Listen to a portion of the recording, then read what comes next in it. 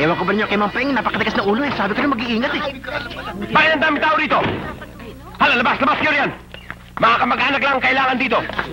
Gagawin niyo pang isang bayan tong emergency room? Kamag-anak ka? Kapatid po. Ah.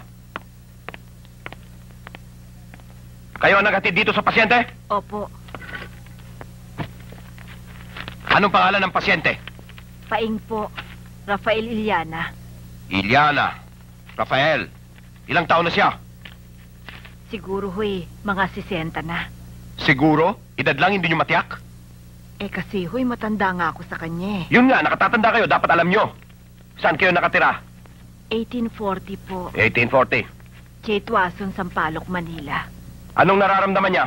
Naninikip po ang dibdib. At namumutla. Eh, may alam ba kayo kung may history siya ng sakit sa puso? Hindi ko po alam. Pero, ang nalalaman ko po'y madalas siyang sumpungin. Ah, so hindi pa siya natitingnan ng ibang doktor? Hindi pa po. Dr. 190/1 Hong BP. Kailangan ma-confine natin siya para maobserbahan. Kailangan magdeposito kayo. Magkano pong deposito? 1,500. 1,500. Eh, wala po akong dalang pera dahil biglaan. Ay, naku, gawan nyo ng paraan dahil hindi kami pwedeng tumanggap ng pasyente at bigyan ng kwarto na walang deposito.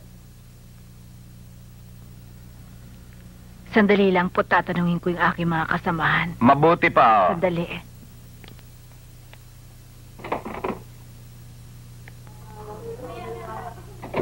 Ano ang balita, Aling Kuring?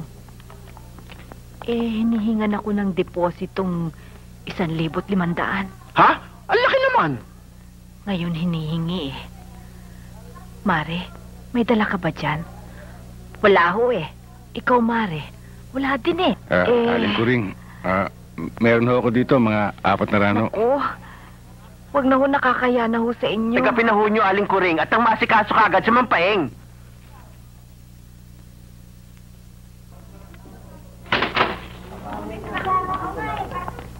Dok, meron ho kaming 400.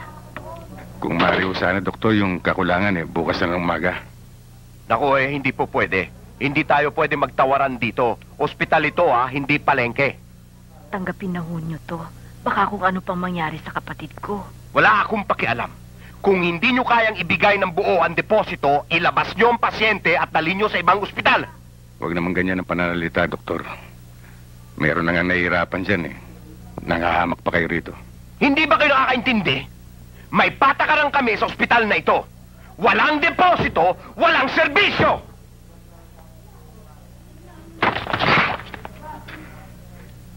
Ilang deposito ang gusto mo? Alam mo ba ang ginawa mo, Sargento? Bukod sa nilapastangan mo si Dr. Cruz, natakot ang mga tao, pati mga empleyado sa ospital nagpanic. Anong sasabihin ng publiko sa pulis? Na tayo'y abusado? Na humihingi tayo ng pabor na pwersahan? At binabaliwala natin ang alituntunin ng isang private institution? Sir, kaya... Please, Sergeant. Huwag ka na magpaliwanag. Hayaan natin yan.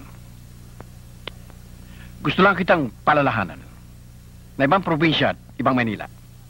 Kaya, kinakailangan, iba rin ang ating maging kilos.